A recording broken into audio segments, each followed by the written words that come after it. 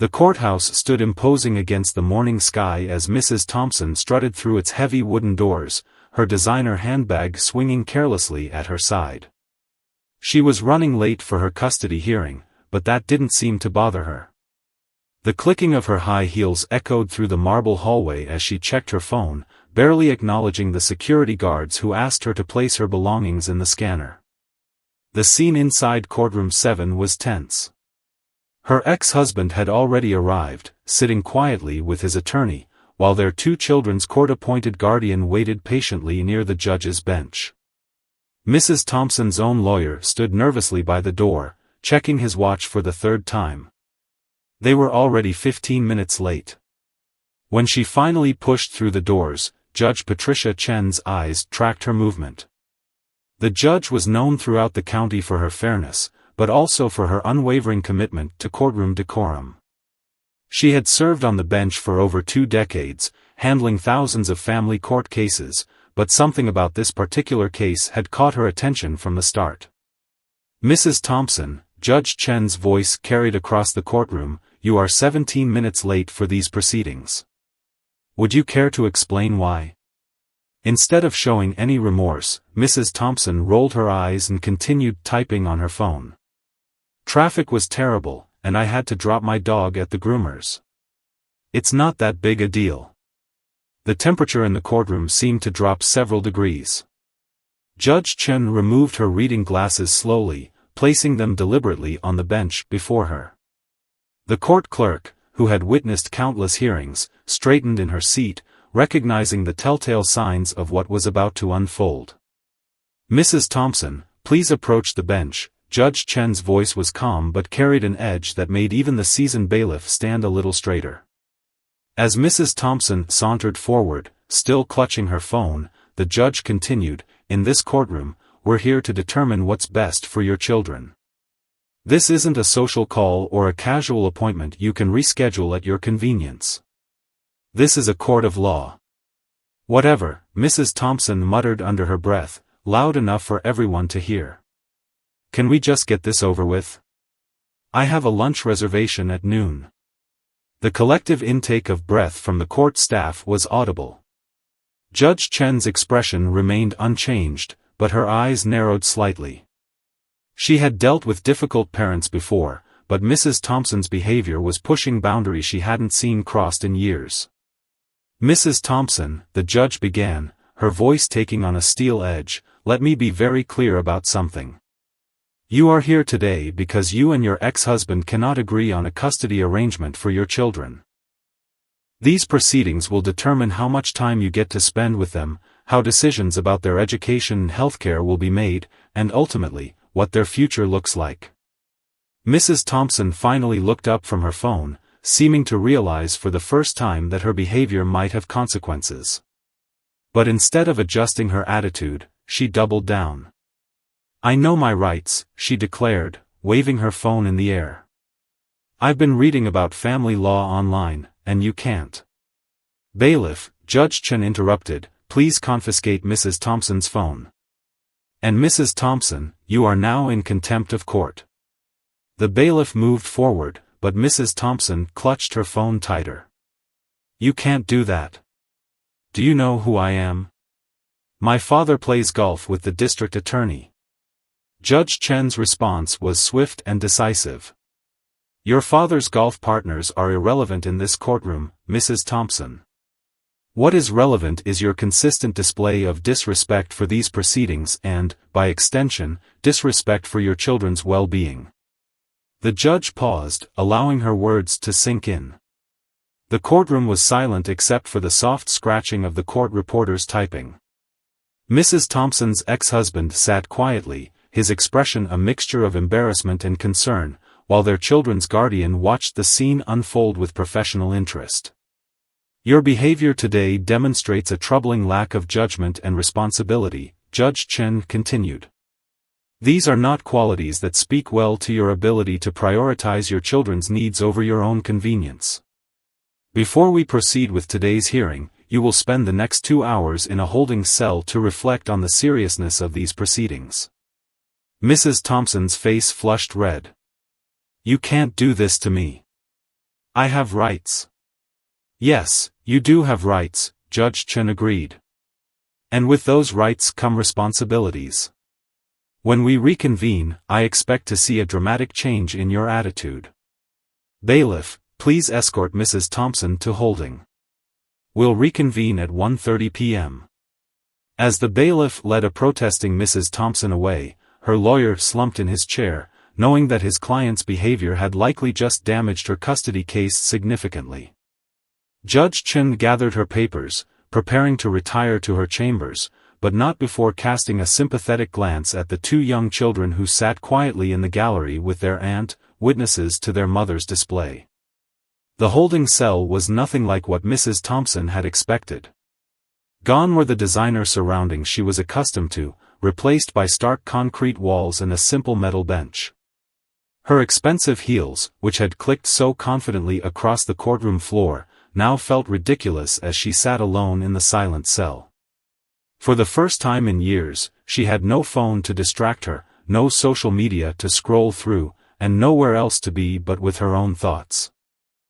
Through the small window in the cell door, she could see other people walking past, court officers, attorneys, and various staff members going about their daily business. None of them paid her any attention. She wasn't special here. Her father's connections, her social status, her lunch reservations, none of it mattered within these walls. As the first hour passed, Mrs. Thompson's anger began to fade, replaced by an uncomfortable self-awareness. She thought about her children sitting in the courtroom, watching as she was led away. What message had she sent them? The memory of their faces, confused, embarrassed, and hurt, kept replaying in her mind. Outside the holding cell, Judge Chen was reviewing Mrs. Thompson's case file in her chambers. The thick folder contained years of documentation, missed parent-teacher conferences, delegated birthday parties, and a pattern of prioritizing social engagements over family commitments. The judge had seen countless cases over her career, but something about this one struck a particularly sensitive chord. Your Honor, her clerk knocked and entered with a fresh cup of coffee. Mrs. Thompson's attorney is requesting an immediate hearing to secure her release. Judge Chen looked up from the file, her expression thoughtful. Tell him the original timeline stands. Sometimes, the hardest lessons require uncomfortable moments of reflection. Back in the holding cell, Mrs. Thompson's thoughts drifted to the previous evening. Her daughter had tried to show her a drawing she'd made in art class, but Mrs. Thompson had been too busy planning her outfit for court to pay attention. Not now, sweetie, she'd said, barely glancing at the carefully created artwork. Mommy needs to coordinate her accessories for tomorrow. The memory made her stomach clench. When was the last time she'd really listened to her children? Not just nodded along while checking her phone, but truly engaged with them? She thought about her ex-husband, who never missed a school event despite his demanding job as a hospital administrator. She had always dismissed his dedication as showing off, but sitting here now, she began to see it differently. A court officer appeared with a small paper cup of water. Mrs. Thompson accepted it without her usual demands or complaints, murmuring a quiet, "Thank you," that surprised even herself. The officer paused, noting the change in her demeanor. "First time in holding?" he asked, his tone neutral but not unkind. Mrs. Thompson nodded, clutching the paper cup like a lifeline. "I never thought I'd." She trailed off, unable to finish the sentence. The officer had seen many people come through these cells, some learning valuable lessons, others remaining defiant to the end. "Judge Chen's been on the bench for 22 years, he said. "She's seen it all. But you know what she says in every single custody case?" Mrs. Thompson looked up, curious despite herself. "She says that every decision made in her courtroom affects not just the parents, but shapes the future of the children involved. She takes that responsibility very seriously." As the officer walked away, Mrs. Thompson felt tears welling up in her eyes for the first time. She thought about all the decisions she'd made that had led to this moment. The missed school plays because she had spa appointments. The hurried goodnight kisses because she was running late for dinner with friends. The irritated sighs when her children wanted to tell her about their day. In the courtroom above, her children sat with their aunt, who had brought them snacks and quiet activities to pass the time. Her son was working on his math homework, occasionally glancing at the courtroom doors. Her daughter was adding more details to the drawing from the previous night, a family portrait showing both parents together with the children, something that hadn't been reality for over a year. Their father sat nearby, not with smug satisfaction over his ex-wife's situation, but with genuine concern. Despite their differences, he had never wanted their children to see their mother in such a state. He remembered the woman he had married, passionate, caring, and full of dreams for their family. Somewhere along the way, she had lost sight of what truly mattered. As the second hour drew to a close, Mrs. Thompson had done more genuine self-reflection than she had in years. The holding cell, with its absence of distractions and forced solitude, had served its purpose. She thought about Judge Chen's words about rights and responsibilities. She thought about her children's future and the role she wanted to play in it. The bailiff appeared at her cell door. "It's time, Mrs. Thompson." Standing up, she smoothed her designer outfit, but this time without the arrogant flourish from earlier. As she was led back to the courtroom, she noticed details she had missed before: the encouraging smile of a young intern, the sympathetic nod of a court clerk, the quiet dignity of the proceedings she had earlier dismissed as beneath her. The courtroom doors loomed ahead, and Mrs. Thompson took a deep breath. She knew that what happened next would depend entirely on what she had learned during these 2 hours of forced contemplation. As the bailiff reached for the door handle, she squared her shoulders, not with defiance this time, but with the beginning of understanding. She had entered this courthouse believing she deserved special treatment. She would re-enter that courtroom knowing she needed to earn something far more important: the right to be the mother her children deserved. The atmosphere in the courtroom was markedly different when Mrs. Thompson returned at 1:30 p.m.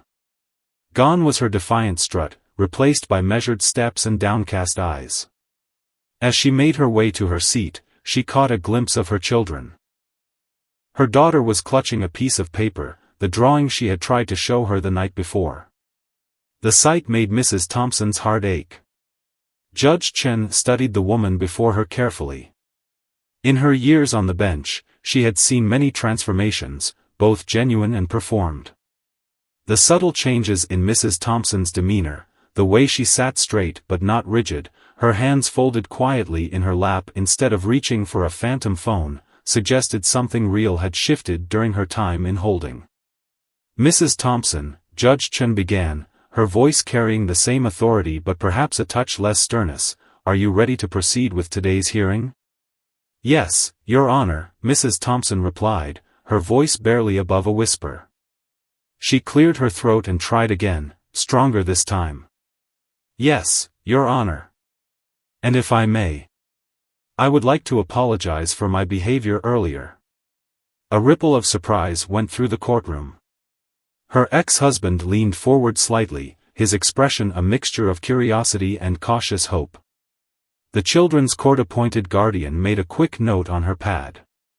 "Before you continue," Judge Chen interrupted, "I want to be clear that this isn't about appeasing the court. This hearing determines the future of your children. Any words you speak now should be about them, not about avoiding consequences." Mrs. Thompson nodded, taking a deep breath. "I understand, Your Honor. My apology isn't just about my behavior in court today. These past 2 hours have made me realize something." She glanced at her children, then back to the judge.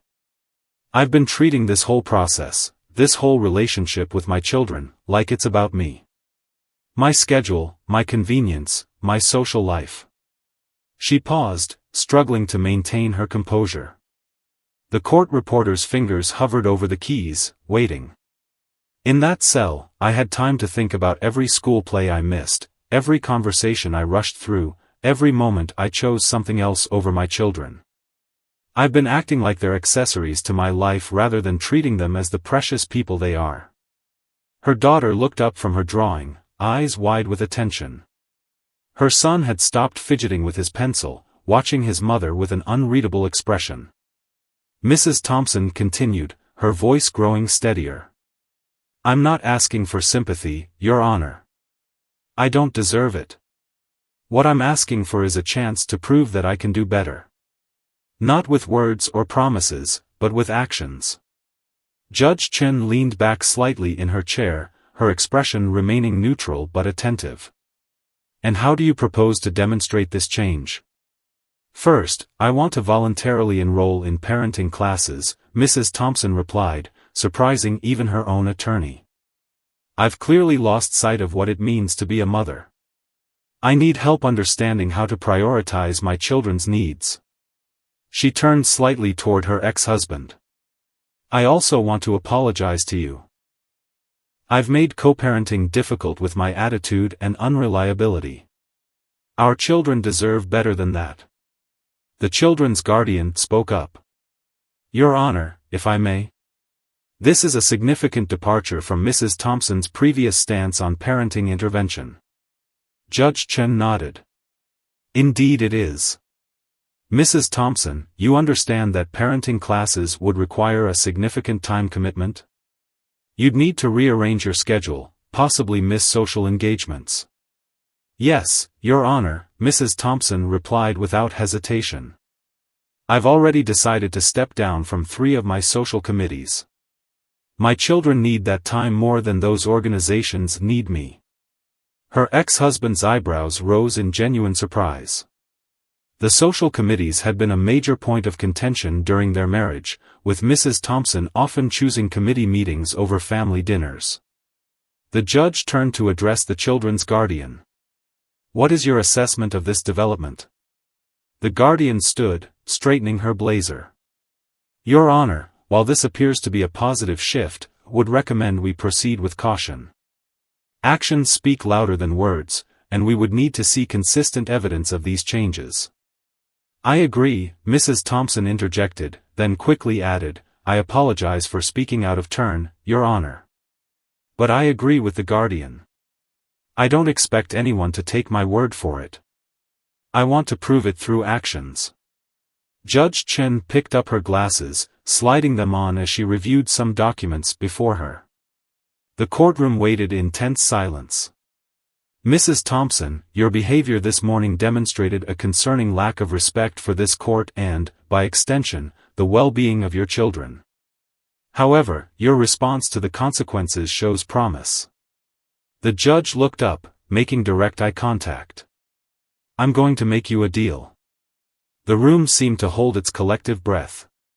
"For the next 90 days, you will attend parenting classes twice a week.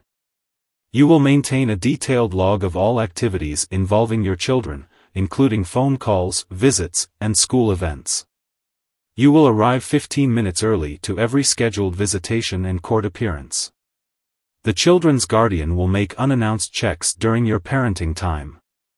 Judge Chen paused, ensuring her next words carried their full weight. "At the end of this 90-day period, we will reassess the custody arrangement based on your demonstrated commitment to these changes. Do you understand and agree to these terms?" Mrs. Thompson sat straighter in her chair. "Yes, Your Honor. Thank you for this opportunity." "Don't thank me yet," Judge Chen cautioned. "This won't be easy. You're looking at a fundamental lifestyle change. The question is, are your children worth it?" Mrs. Thompson turned to look at her children. Her daughter was now holding up the drawing, a family portrait that showed what they could be, what they should be. Her son's usually guarded expression had softened just slightly. "They're worth everything, Your Honor," Mrs. Thompson replied, her voice thick with emotion but unwavering. "I just wish I hadn't needed a holding cell to make me see that." The first week of Mrs. Thompson's 90-day probationary period proved more challenging than she had anticipated. The parenting classes were held in a community center, a far cry from the upscale venues she usually frequented. As she walked into her first session, clutching a newly purchased notebook. She felt oddly vulnerable without her usual armor of designer labels and social status. The class instructor, a warm-faced woman with gray-streaked hair, welcomed the group of 12 parents with a gentle but knowing smile. "Welcome to Conscious Parenting," she began, looking around the room. "I'm Mrs. Rivera, and I want you all to know that being here is already a step in the right direction." Mrs. Thompson sat in the back row, taking in her surroundings. The other parents came from all walks of life: a tired-looking nurse still in scrubs, a young father with paint-stained hands, a grandmother who had recently gained custody of her grandchildren. For the first time in years, Mrs. Thompson found herself in a situation where her social connections meant nothing. "Today, we're going to talk about active listening," Mrs. Rivera announced. "Can anyone tell me the difference between hearing and listening?"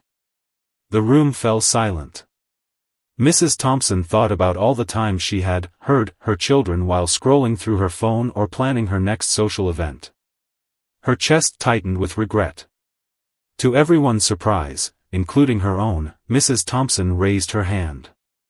"I think," she began hesitantly, "hearing is what you do passively, but listening requires your full attention and engagement. It's about being present in the moment." Mrs. Rivera's face lit up. "Exactly. And why do you think that distinction is important in parenting?" "Because," Mrs. Thompson continued, her voice growing stronger, "our children need to know they're more important than whatever else might be competing for our attention." The nurse in scrubs nodded in agreement, and the young father wrote something down in his notebook. Mrs. Thompson felt an unexpected connection with these strangers who, despite their different backgrounds, shared the same goal: to be better parents.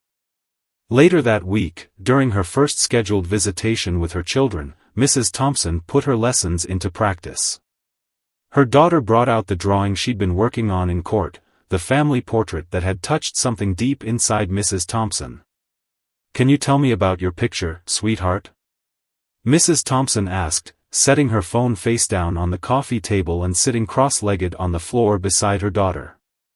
Her daughter's eyes widened slightly at the unusual display of undivided attention.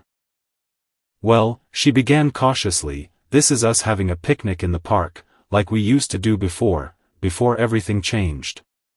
Mrs. Thompson felt tears pricking at her eyes but blinked them back. "I remember those picnics," she said softly. "You always wanted the crusts cut off your sandwiches, and your brother would count all the ants that walked past our blanket." "You remember that?" her son asked from where he sat doing homework at the dining table. The surprise in his voice was like a knife to Mrs. Thompson's heart. "I remember everything," she replied, her voice thick with emotion.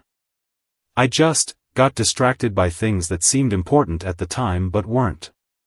"Not really." The children's guardian, who had arrived for an unannounced check, stood quietly in the doorway, observing the scene. She watched as Mrs. Thompson helped her son with his math homework, actually engaging with the problems instead of just telling him to ask his father. She noticed how Mrs. Thompson's phone remained untouched, even when it buzzed with notifications.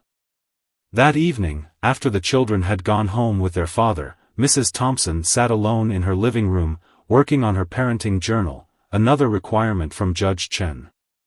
She wrote honestly about the day's successes and struggles. "Today was the first time in years that I truly listened to my children. It hurt to realize how much I've missed, but it also gave me hope. My daughter's drawing showed me what they still want: a family that spends time together, that listens to each other, that makes memories. I can't change the past, but I can work towards that future." She paused, pen hovering over the paper, then continued. "The hardest part wasn't giving up my phone or canceling my social commitments. The hardest part was facing the reality of how my behavior has affected my children. Seeing their surprise at my attention, hearing the doubt in their voices, it shows me how much damage I've done. But today, for the first time, I also saw hope in their eyes. My daughter smiled at me today, a real smile, not the careful one I've gotten used to. My son asked for help with his homework instead of just saying he'd wait for his dad. These are small victories, but they mean everything. As she closed her journal, her phone buzzed again. It was a message from her social committee, expressing disappointment at her resignation and reminding her of all the important connections she was giving up. A week ago, this would have sent her into a panic about her social standing. Tonight, she simply turned off the phone and picked up the parenting book Mrs. Rivera had recommended. The next morning, she arrived 20 minutes early for her second parenting class. As she waited outside the community center, she noticed the young father from her class struggling to carry his tools from his truck while balancing a coffee cup and his notebook. Without hesitation, she walked over to help him. A month ago, she would have worried about getting paint on her designer clothes. Today, she was wearing simple slacks and a comfortable sweater, and her biggest concern was getting to know her classmate's story. "Thank you," he said, surprised by the help. "I'm rushing from a job site. Single dad, trying to balance work and parenting." Mrs. Thompson smiled genuinely. "I'm learning that balance is everything," she replied. "And that sometimes the things we think are important aren't the things that matter most." As they walked into class together, Mrs. Thompson realized something profound. Her transformation wasn't just about becoming a better mother. It was about becoming a better person. The holding cell had cracked her carefully constructed facade, but these small, daily choices were rebuilding her from the inside out. 3 weeks into her 90-day probation, Mrs. Thompson faced her biggest test yet. Her daughter's school was hosting a mother-daughter bake sale fundraiser, the kind of event she had always delegated to nannies or simply written a check to avoid. This time was different. This time, she had promised to be there, hands-on, helping her daughter bake cookies from scratch. The night before the bake sale, her phone lit up with a message that made her stomach churn. Her friend from the country club was hosting an exclusive dinner party, the social event of the season. "We know you're going through some changes," the message read, "but surely you can find someone to watch the kids for one evening? Everyone who matters will be there." Mrs. Thompson stared at the message, her thumb hovering over the screen. The old her would have already been planning her outfit, making excuses to her daughter about the bake sale. Instead, she typed a simple response: "Thank you for thinking of me, but I have plans with someone who matters most, my daughter." The kitchen that evening became a battlefield of flour, sugar, and life lessons. Mrs. Thompson had never baked cookies from scratch before, and it showed. The first batch came out burned, the second too gooey. Her daughter, rather than being disappointed, giggled at each mistake. "Mom, you've got flour on your nose," her daughter laughed, reaching up to brush it off. The casual touch, so natural and unguarded, made Mrs. Thompson's heart swell. When was the last time her daughter had reached for her so easily? "You know what?" Mrs. Thompson said, pulling out more ingredients, "Let's try again. Third time's the charm, right?" As they worked together, her daughter opened up about school, friends, and the things Mrs. Thompson had been too busy to hear before. She learned that her daughter loved art class but struggled with science, that she had a best friend named Jenny who shared her lunch with her every day, and that she still kept the seashell they had found together on their last family vacation before the divorce. The third batch of cookies came out perfect, golden brown and smelling like heaven. As they packed them carefully into containers, Mrs. Thompson's phone buzzed again. More messages from her old social circle, some subtly manipulative, others openly critical of her new choices. She turned the phone face down, focusing instead on her daughter's proud smile as she decorated the cookie containers with hand-drawn hearts. The next morning at the bake sale, Mrs. Thompson stood behind the table with her daughter, wearing jeans and a simple sweater instead of her usual designer outfit. Other mothers she had previously ignored or dismissed stopped by, surprised to see her there. Instead of her former cold politeness, she found herself engaging in genuine conversations. "I had no idea you baked," one mother commented, sampling a cookie. "I didn't," Mrs. Thompson admitted with a laugh. "But my daughter taught me last night." We burned 2 batches before getting it right." Her daughter beamed at this acknowledgement, standing a little closer to her mother. The children's guardian, making another unannounced check, observed from across the room as Mrs. Thompson engaged with other parents, helped other children count change, and most importantly, remained fully present with her daughter throughout the entire event. Later that afternoon, during her parenting class, Mrs. Thompson shared her experience with the group. The young father with paint-stained hands nodded in understanding when she described choosing her daughter over the dinner party. The nurse in scrubs smiled knowingly when she talked about the failed attempts at baking. "What I'm learning," Mrs. Thompson told the group, her voice steady and sincere, "is that being present isn't just about physically being there. It's about being willing to be imperfect, to learn alongside your children, to show them that they're worth your undivided attention."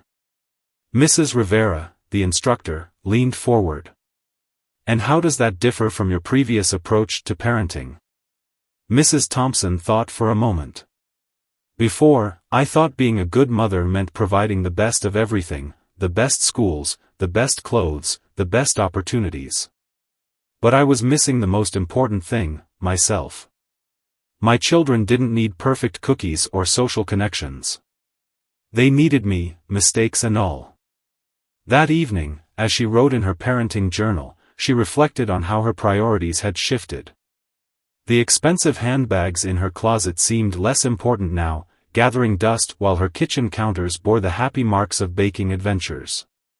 Her social calendar, once packed with elite events, now featured school activities and parenting classes, and somehow, she felt richer for it. Her ex-husband had noticed the changes too. When he picked up the children that evening, he commented on their daughter's newfound enthusiasm about spending time with her mother. "She couldn't stop talking about the bake sale," he said, his tone cautiously optimistic. "And about how you stayed the whole time, even when your phone kept ringing." Mrs. Thompson smiled softly. "I'm learning that every moment with them is precious. I can't believe how many moments I wasted before." As she watched them drive away, she noticed another message from her country club friends.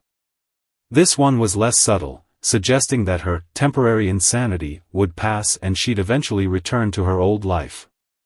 With newfound clarity, she realized that her old life, despite its superficial glamour, had been the truly insane one, rushing from one meaningless event to another while the truly meaningful moments slipped away. She opened her journal again and added one final entry for the day. "Today, I chose burnt cookies and genuine laughter over perfect appearances and hollow conversations. I chose flour on my nose over flawless makeup. I chose my daughter's pride over social status. And for the first time in years, I feel like I'm finally making the right choices." 6 weeks into her probation, Mrs. Thompson faced a crisis that would test everything she had learned. Her son had been struggling silently in school, and his teacher requested an immediate parent-teacher conference. The meeting was scheduled for the same afternoon as a crucial business presentation, one that could secure her company's biggest client of the year. As she sat in her office that morning, staring at the 2 conflicting calendar entries, her assistant hovered nervously at the door. "The clients are flying in from overseas," he reminded her. "They specifically requested you lead the presentation. This could mean a promotion." Mrs. Thompson looked at the framed photo on her desk, a new one, taken at the bake sale, showing her and her daughter covered in flour but beaming with genuine joy. Next to it sat her parenting journal, filled with 6 weeks of hard-won insights and precious moments. "Call my son's teacher," she said finally.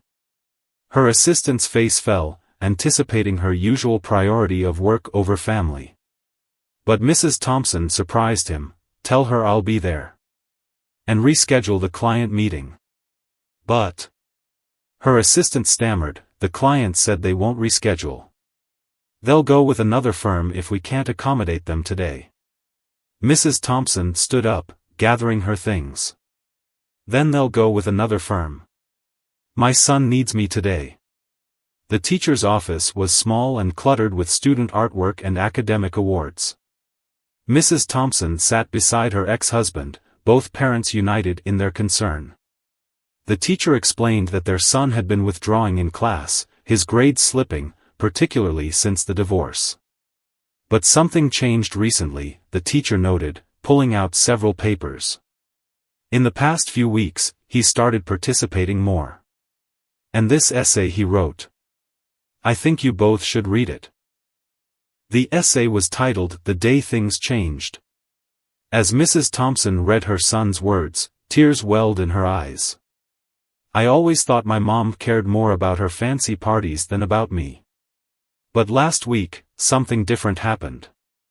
I was having trouble with my math homework, and instead of telling me to wait for Dad, she sat down with me. She didn't check her phone once. She didn't make any calls. She just helped me, and even when I got frustrated, she stayed patient. Then she told me about how she struggled with math when she was my age. I never knew that about her before. It made me feel like maybe I wasn't bad at math, maybe I just needed someone to believe in me.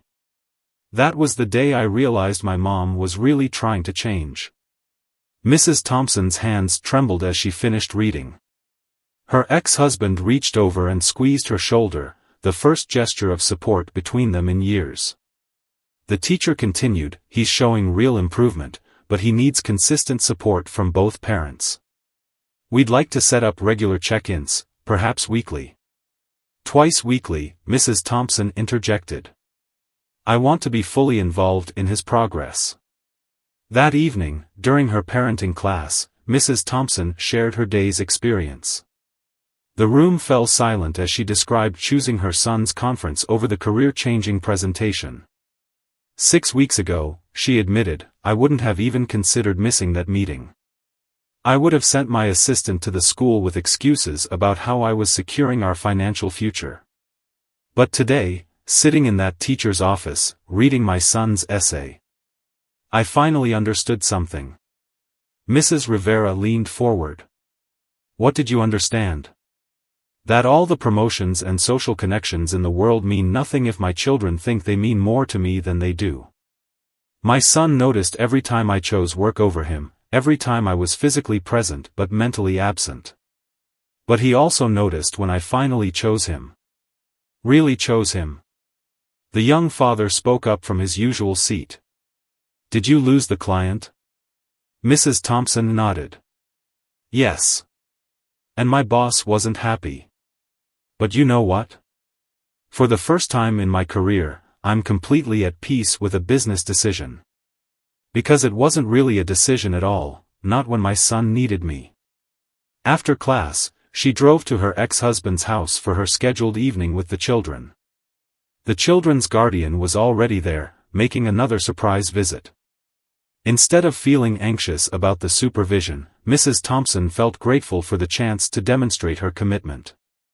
Her son was waiting at the door, homework in hand. Mom, he said hesitantly, did you really miss your big meeting for my conference? Of course I did, she replied, setting down her bag. Nothing is more important than you and your sister. He studied her face for a moment, looking for any sign of resentment or regret. Finding none, he surprised her with a tight hug, the first he had initiated since the divorce. Later that night, as the children worked on their homework at the kitchen table, Mrs. Thompson's phone buzzed with an email from her boss. The subject line read, regarding today's missed presentation. She glanced at her children, both absorbed in their work, occasionally looking up to ask her questions or share a thought. The email could wait. In her journal entry that night, she wrote, Today I lost a client but gained something priceless, my son's trust. I'm learning that success isn't measured in contracts signed or deals closed, but in moments seized and bridges rebuilt. My children are watching every choice I make, and today, maybe for the first time, I showed them where my heart truly lies. The Guardian's report to Judge Chen that evening noted, subject continues to demonstrate significant positive changes in parenting priorities. Today's decision regarding work versus school conference shows particular growth in understanding of parental responsibilities. Children displaying increased comfort and trust in mother's presence. Recommend continued monitoring but acknowledge substantial progress. 2 months into her probation, Mrs. Thompson's transformation had become the talk of her social circle, but not in the way she might have hoped. While picking up her children from school one afternoon, she overheard two of her former country club friends talking in the parking lot. "Did you hear? She actually turned down the Victoria Foundation board position. Can you imagine? All that influence, gone. And for what? To attend some public parenting classes?" The words were dripping with mockery. "I heard she's even shopping at regular stores now. And did you see her at the school bake sale? Covered in flour like some common housewife. It's just sad, really. All that potential, wasted." Mrs. Thompson felt her cheeks flush, but not from embarrassment. Rather than shame, she felt a surge of pride. 2 months ago, their words would have devastated her. Now, they only reinforced that she was on the right path. That afternoon's parenting class focused on handling peer pressure, both for children and parents. As Mrs. Thompson shared her parking lot experience, Mrs. Rivera nodded knowingly.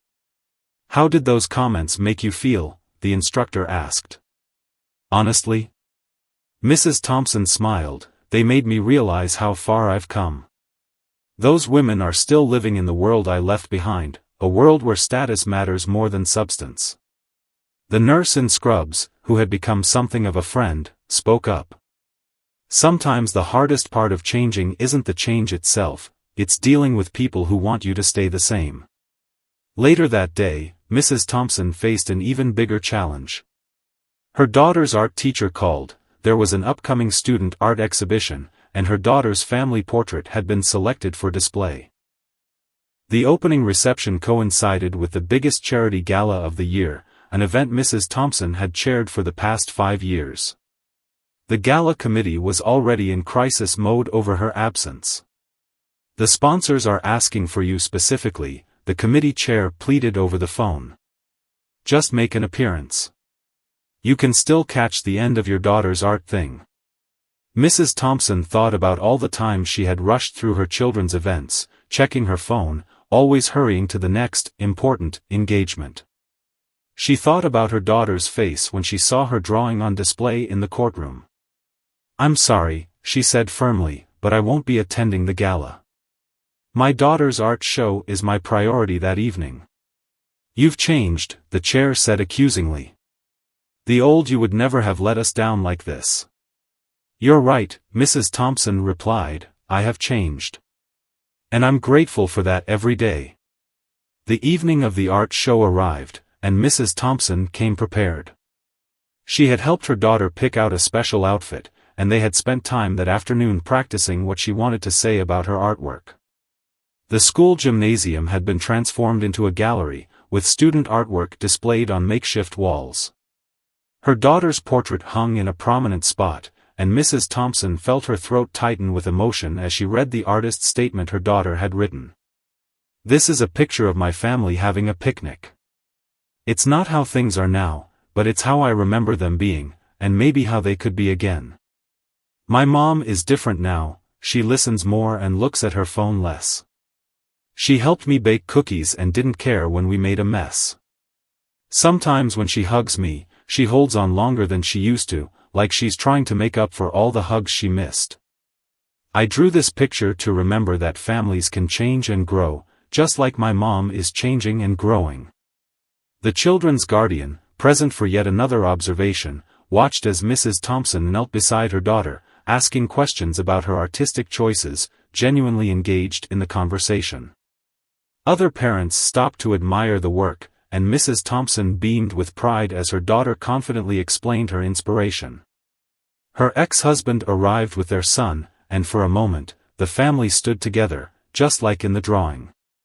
Their son pointed out details in the picture: the ant he was counting, the sandwich with no crusts, the smile on his mother's face that had been missing in real life for so long but was now becoming familiar again. Mrs. Thompson's phone buzzed repeatedly with messages from the gala, crisis after crisis that would have consumed her attention in the past. She didn't even take the phone out of her purse. As they walked through the rest of the exhibition, her daughter's small hand slipped into hers. "Mom," she whispered, "are you sad about missing your fancy party?" Mrs. Thompson squeezed her daughter's hand. "Not even a little bit. There's nowhere else I'd rather be."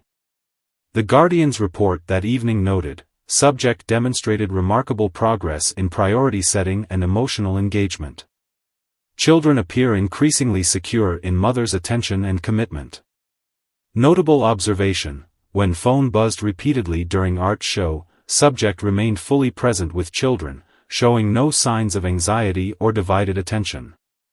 Later that night, after the children had gone home with their father, Mrs. Thompson sat in her quiet house, surrounded by photos she had taken at the art show. Her social media accounts were filled with pictures from the gala, her old friends in designer gowns, posing with celebrities and donors.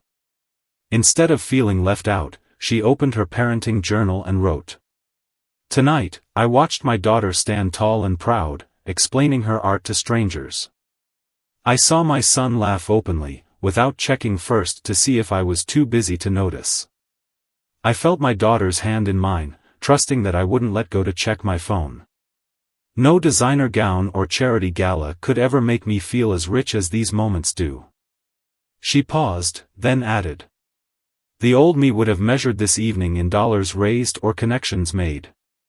The new me measures it in smiles genuine enough to reach the eyes, in spontaneous hugs, in art that speaks of hope and healing. I used to think success meant being seen in the right places with the right people. Now I know it means being truly present in the moments that matter most." 90 days after that fateful morning of contempt, Mrs. Thompson once again climbed the courthouse steps. This time, there was no designer handbag swinging at her side, no phone in her hand, and no air of entitled indifference. Instead, she carried a well-worn parenting journal and arrived 20 minutes early, just as she had for every appointment over the past 3 months. The same security guard who had watched her dismissive behavior that first day now greeted her with a knowing smile. "Big day," he said, as she placed her belongings in the scanner. "Yes," she replied, her voice steady despite her nerves. "But whatever happens, I'm grateful for the wake-up call this courthouse gave me." Inside courtroom 7, the scene was markedly different from that first appearance. Her children sat close to her, not out of obligation but choice. Her son had brought his latest math test, an A- he'd earned with her help. Her daughter clutched a new drawing, this one showing their family as it was now, changed, but healing. Her ex-husband sat nearby, and when Judge Chen entered the courtroom, he gave Mrs. Thompson an encouraging nod. The children's guardian stood ready with her final report, and Mrs. Rivera from the parenting class had come to support her students' evaluation. "Mrs. Thompson," Judge Chen began, her voice carrying the same authority but with a hint of something new, perhaps curiosity about the woman who stood before her now. 90 days ago, you stood in this courtroom showing complete disregard for these proceedings and, by extension, your children's well-being. Today, we're here to evaluate the changes you've made since then." The judge picked up a thick folder. "I have before me reports from the children's guardian, documentation from your parenting classes, and observations from various court-appointed supervisors. Would you like to speak before we review their findings?" Mrs. Thompson stood, smoothing her simple but professional dress. "Yes, Your Honor. But first, may I show you something?" At the judge's nod, Mrs. Thompson opened her parenting journal to a marked page. 3 months ago, you sent me to a holding cell to reflect on my behavior. I wrote my first journal entry that evening, and I've written one every day since. This particular entry is from last week." She began to read. "Today, my son asked me why I wasn't sad about losing my position at work or my spot on various boards. He remembered how important those things used to be to me. I told him that sometimes you have to lose things to realize what you already had, what was there all along, waiting for you to notice. I told him about that morning in court, about how hitting rock bottom in that holding cell actually gave me a foundation to rebuild upon. I explained that sometimes the things we think define us, the designer clothes, the social status, the business success, are actually the things that can confine us, keep us from growing into who we're meant to be. He thought about this for a moment, then said something that broke my heart and healed it at the same time. He said, "Mom, I like who you're meant to be." 3 months ago, I wouldn't have recognized the value of those words. Today, they mean everything. Mrs. Thompson closed the journal, meeting Judge Chen's gaze. "Your Honor, that holding cell was the best thing that could have happened to me. It stripped away all the distractions I had surrounded myself with and forced me to see what really mattered. The woman who walked into this courtroom 90 days ago was wealthy in all the wrong ways and poor in all the ways that counted. The woman standing before you now is still learning, still growing, but finally investing in the right kind of riches." Judge Chen turned to the children's guardian.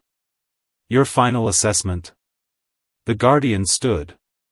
"Your Honor, over the past 90 days, I've observed Mrs. Thompson in various settings and situations. She has maintained perfect attendance at parenting classes, arriving early to each session. She has been consistently present and engaged during visitations, demonstrating genuine interest in her children's lives and activities. Most notably, she has shown remarkable growth in her ability to prioritize her children's needs over social and professional obligations." Mrs. Rivera spoke next, having been invited to share her observations. "In my years of teaching parenting classes, I've rarely seen someone embrace change so completely. Mrs. Thompson not only participated fully in every session but also actively applied the lessons in her daily life. She became a source of support for other parents in the class, sharing her journey with honesty and humility." Judge Chen studied Mrs. Thompson thoughtfully.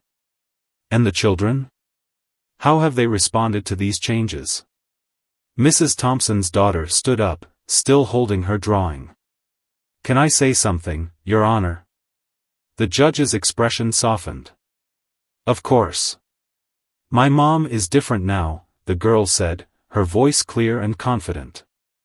"She looks at us instead of her phone. She remembers the things we tell her. When she hugs us, it feels real. And..." She glanced at her mother with a small smile. "She still can't bake cookies very well, but she keeps trying, and that's what matters." A gentle laugh rippled through the courtroom. Even Judge Chen's lips curved slightly. "Mrs. Thompson," the judge said, "when I sent you to that holding cell 3 months ago, I hoped it would serve as a wake-up call. But the decision to actually wake up and change, that was entirely yours. Your consistent efforts, documented thoroughly by multiple observers, show a genuine transformation in your approach to parenting and life priorities." She paused, reviewing one final document. "Based on all the evidence before me, I'm modifying the custody arrangement to reflect your demonstrated commitment to your children's well-being. You and your ex-husband will share joint custody, with the understanding that this arrangement depends on your continued dedication to the changes you've made." Mrs. Thompson felt tears of gratitude rolling down her cheeks. Her daughter slipped a hand into hers, while her son moved closer, allowing her to put an arm around his shoulders. "However," Judge Chen continued, "I want you to understand something. The real judgment in this case won't come from this bench. It will come years from now, when your children look back on their childhood. The true measure of your transformation will be in their memories, their sense of security, their understanding of what really matters in life. Do you understand?" "Yes, Your Honor," Mrs. Thompson replied, her voice thick with emotion but unwavering. "Thank you for showing me what true justice looks like, the kind that doesn't just punish mistakes but creates opportunities for growth and healing." As they left the courtroom, Mrs. Thompson's ex-husband touched her arm. "You did good," he said simply. "Really good." Outside the courthouse, standing in almost the same spot where her journey had begun 90 days ago, Mrs. Thompson hugged her children close. Her phone buzzed in her purse, probably another message from her old social circle about an upcoming event. But she didn't reach for it. Instead, she looked at her children and asked, how about we get some ice cream and then maybe try baking those cookies again? Their laughter echoed off the courthouse walls, replacing the sharp click of designer heels with a much sweeter sound, the sound of a family healing, one moment, one choice, one burnt batch of cookies at a time.